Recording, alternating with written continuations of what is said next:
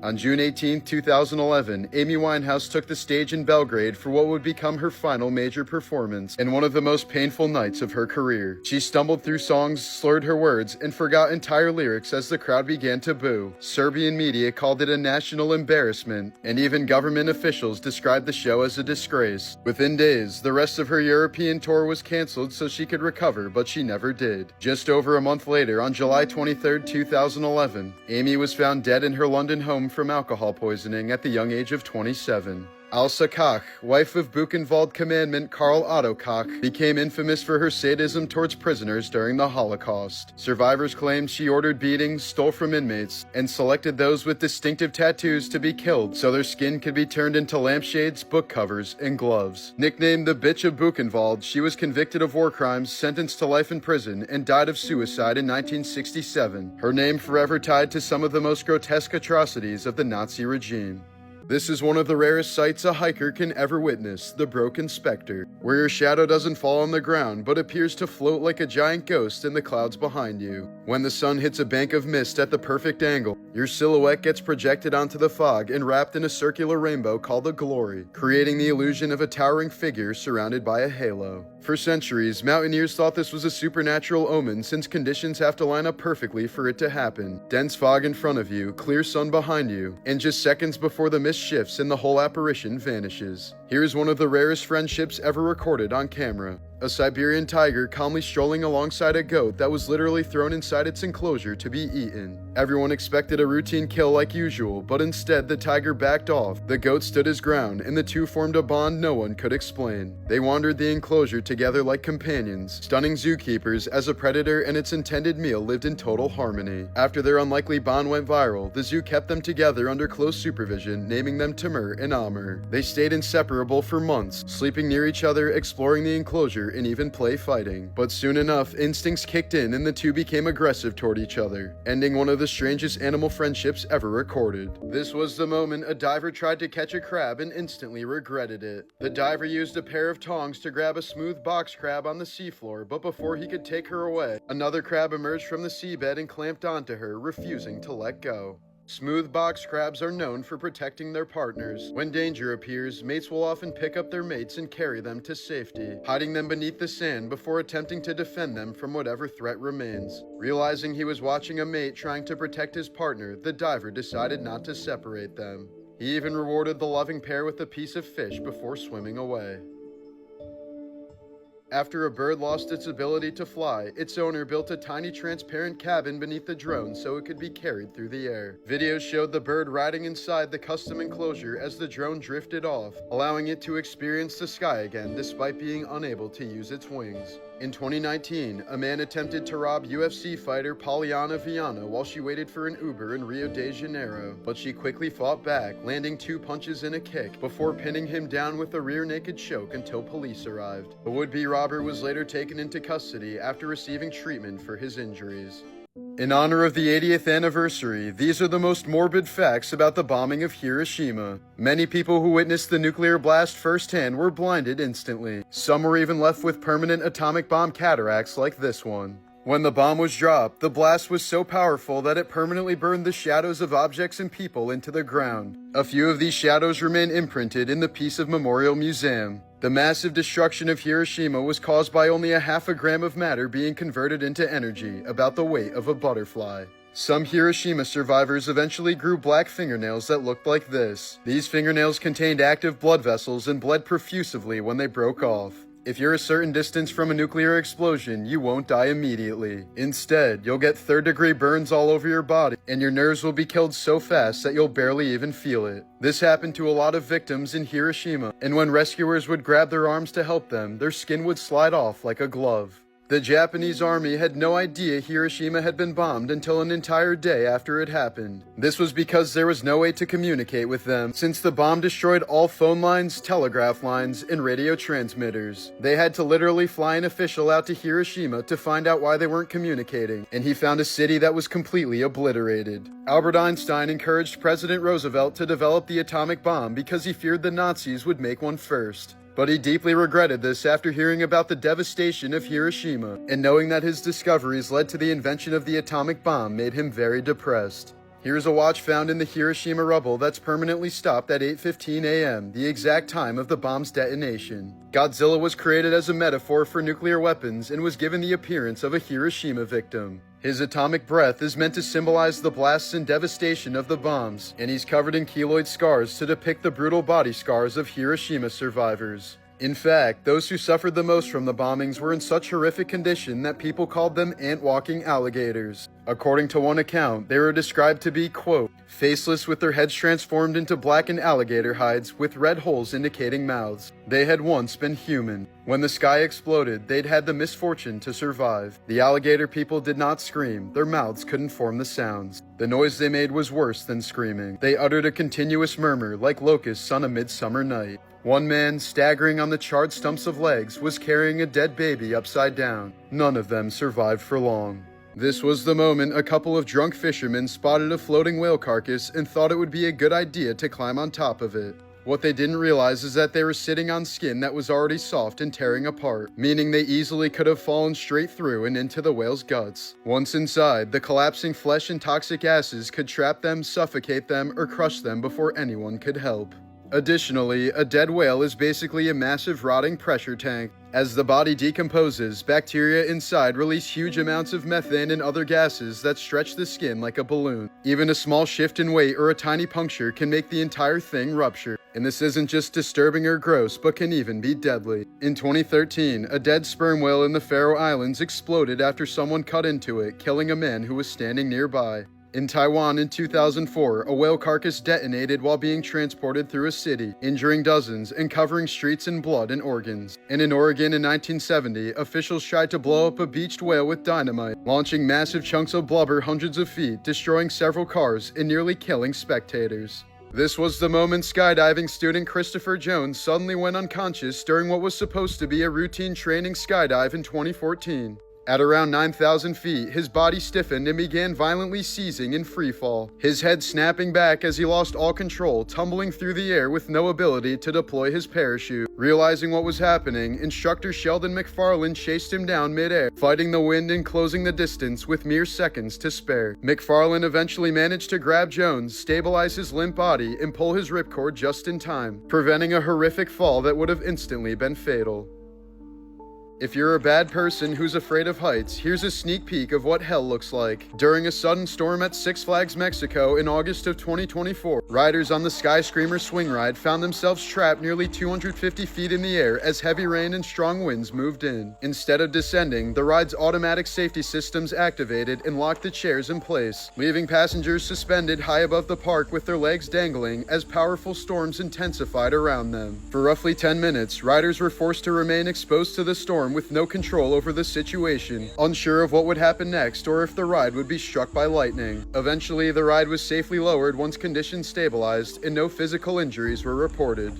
This was the moment when a routine day on the slope suddenly spiraled into chaos, when a chairlift at Georgia's Gadori Ski Resort malfunctioned and began racing backward down the mountain. The lift reversed at high speed, smashing chairs together at the bottom terminal and violently throwing riders to the ground, while others were forced to jump to avoid being crushed by swinging metal seats. Screams erupted as people piled at the base of the lift, with some narrowly missing being struck by flying chairs and bodies. At least 8 people were seriously injured, including tourists from several countries, with reported injuries ranging from broken limbs to head and spinal trauma. Investigators later concluded the rollback was triggered by an electrical failure, which was only worsened by operator error after emergency procedures were not properly followed. In the aftermath, the lift operator was suspended and resort managers were forced to resign. Criminal and civil investigations later followed, examining how a system designed to keep riders safe turned into a death trap within seconds.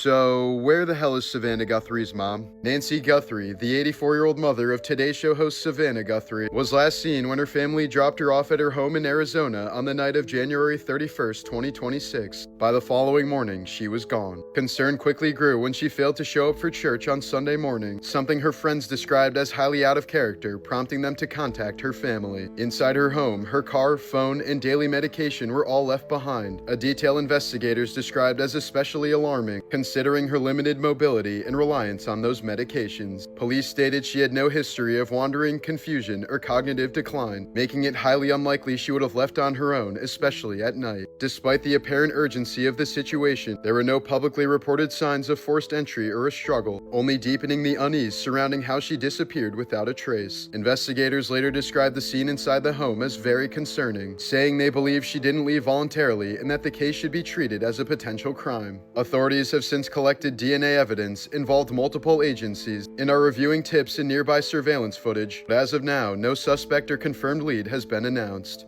Susan King spent 6.5 years in prison for a murder she couldn't possibly have committed. She had one leg, weighed under 100 pounds, and didn't even own a car. Yet police claimed she beat, shot, and dragged a man before tossing his body off a bridge 40 miles away. The lead detective built the entire case on lies, fake ballistics, drag marks that were actually water damage, and blood evidence that never matched the victim. And investigators later admitted they had doubts about her guilt before it even went to trial. But terrified of facing life in prison or the death penalty, Susan took a plea deal and went to prison for murdering a man she never even laid her hands on. Years later, a different man confessed in detail to the murder, even describing facts never released to the public, and even claimed the same detective threatened him to stay quiet. Only then was Susan exonerated, and the state eventually paid her $750,000. The detective who framed her never faced charges. He simply retired while under investigation for unrelated sexual misconduct.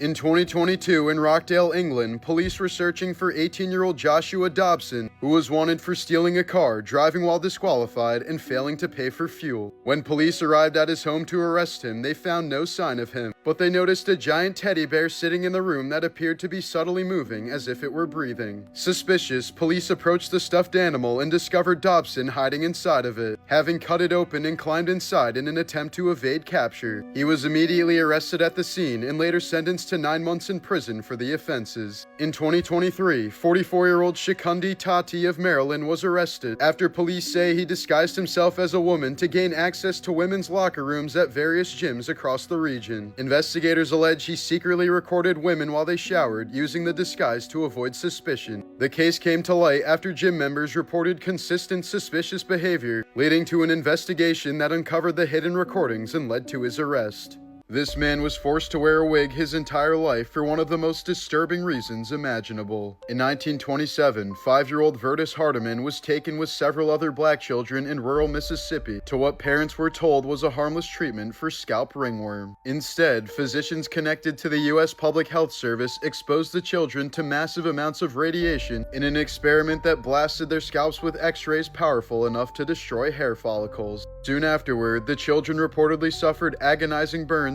open sores, swelling, infections, and patches of skin that peeled away from their heads. Hardiman later described the smell of his scalp burning and said the pain became so severe he could barely sleep. Large sections of his scalp were permanently scarred and left unable to grow hair again, forcing him to wear wigs and hats for the rest of his life to hide the damage and humiliation. Some of the other children reportedly developed tumors and chronic health problems in the years that followed. Hardiman rarely spoke publicly about the experiment until later on in life, but despite decades of pain and trauma, he reportedly still believed bitterness and hatred were pointless. In 2007, Miles Teller narrowly survived a horrific car crash when the vehicle he was inside of flipped 8 times at nearly 80 miles per hour, ejecting him through a window and flinging his body over 30 feet. He was found unconscious and covered in blood, with deep facial gashes and a broken wrist, injuries that required years of painful laser treatments. As if that weren't enough, within the next year, Miles lost 2 of his closest friends in separate vehicle accidents just weeks apart. One was killed in a motorcycle crash and the other in a car accident, both devastating losses that deeply affected Teller in his early 20s. As a result, the actor developed a profound sense of gratitude and now takes nothing for granted, an outlook that deeply influences both his personal life and career. In 1992, Annette Herfkens was the sole survivor of a plane crash that killed all 30 others on board, including her fiancé. The aircraft went down in the remote Vietnamese jungle just 50 minutes into the flight. Trapped inside the mangled wreckage with a collapsed lung, broken ribs, and surrounded by rotting corpses, she was too injured to leave the crash site. For 8 days, she fought to stay alive by drinking rainwater as the stench of death closed in. As her body weakened, she even considered cannibalizing the bodies around her, but didn't have the strength for it. When rescuers finally arrived, she was barely conscious, buried in wreckage and decay next to the corpse of the love of her life, but she eventually made a full recovery. In 2000, a love triangle featured on The Jerry Springer Show resulted in a real-life murder just hours after the episode aired. The segment, titled Secret Mistresses Confronted, brought together 42-year-old Ralph Panitz, his new wife Eleanor, and his ex-wife Nancy Panitz in a televised spectacle of screaming and public humiliation. On the night the episode aired, weeks after it was taped, Ralph reportedly watched it while drinking at a bar in Sarasota, growing increasingly enraged as his private shame played out on national television. Apparently fueled by humiliation and fury, he drove to his ex-wife Nancy's home, where she had been granted temporary possession during their divorce, and launched into a violent assault. He beat her so viciously that she was found naked, bloodied, and lifeless on the floor, her body showing signs of a prolonged and violent beating. Ralph was convicted of second-degree murder and sentenced to life in prison in 2002. The case remains a haunting example of how reality TV's thirst for drama can spill into real-life horror. This was the moment when an off-duty police officer in Barcelona realized something was seriously wrong at a subway station. A young man on the platform appeared disoriented and unsteady, drifting dangerously close to the edge in a station where trains arrive every few minutes. The officer, later identified as Felisa Pozas, was off-duty but immediately recognized the risk. She walked to an emergency SOS intercom and pressed the button to alert Metro Control that someone needed help. But seconds later, the situation escalated as the man suddenly lost his balance and fell onto the tracks below. Without hesitating, Pozas ran toward him as several nearby commuters rushed in to help. Working against the clock, they grabbed him and hoisted him back onto the platform, knowing a train could enter the station at any moment. No one was seriously injured, and authorities later confirmed the man was not intoxicated. No further details about his condition have been released, but officials say the outcome could have easily been fatal if not for Pozas' awareness, her decision to act immediately, and the fact that she didn't wait for someone else to step in. These were the wonky teeth that ultimately got Ted Bundy convicted. Before that moment, Bundy had already escaped custody twice in 1977 while awaiting trial in Colorado. During his first escape, he was allowed to act as his own attorney and therefore wasn't put in handcuffs, which gave him enough freedom to slip away from guards and jump from a courthouse window. After being recaptured, he engineered a second escape by deliberately starving himself, losing enough weight to squeeze through a small opening in the ceiling of his jail cell. That second escape took him all the way to Florida, where he apparently still couldn't resist his murderous urges. While hiding out in Tallahassee, Bundy broke into the Chi Omega sorority house and carried out a brutal attack on 4 young women, leaving 2 of them dead. One of the victims, 20-year-old Lisa Levy, was bitten deeply on the left butt cheek during the assault, leaving behind a clear dental impression. Unlike Bundy's earlier crimes, which were built largely on circumstantial evidence, the bite mark was matched to his unusually crooked teeth and served as the key piece of evidence that finally sealed his conviction as a serial killer. On November 13, 1982, Duck Koo Kim fought Ray Mancini for the WBA lightweight title in Las Vegas. In the 14th round, Kim was knocked down hard and the fight was stopped. Minutes later, he collapsed from a massive brain hemorrhage, fell into a coma, and died 4 days later at age 27. Then, just a couple months later, in early 1983, Kim's mother died by suicide after traveling to the US and struggling with her son's death. Just a few months after that, referee Richard Green also took his own life after reportedly falling into severe depression, overwhelmed by guilt and public blame for not stopping the fight sooner. The bout became one of the darkest moments in boxing history and directly led to major safety reforms and the elimination of 15-round title fights. In 1977, unemployed Indiana man Tony Karitzis kidnapped mortgage banker Richard Hall after blaming him for the foreclosure of his home. Tony strapped a sawed-off shotgun to Richard's neck, rigged with a dead man trigger so any sudden movement could fire it, and held him hostage inside the Meridian Mortgage Company for nearly 3 days. During the standoff, Richard was forced to walk outside in public and even stand through a live press conference with the gun still pressed against his neck. With negotiations failing and Richard's life constantly at risk, police ended the siege by shooting Tony through a window, killing him instantly as Richard survived unharmed.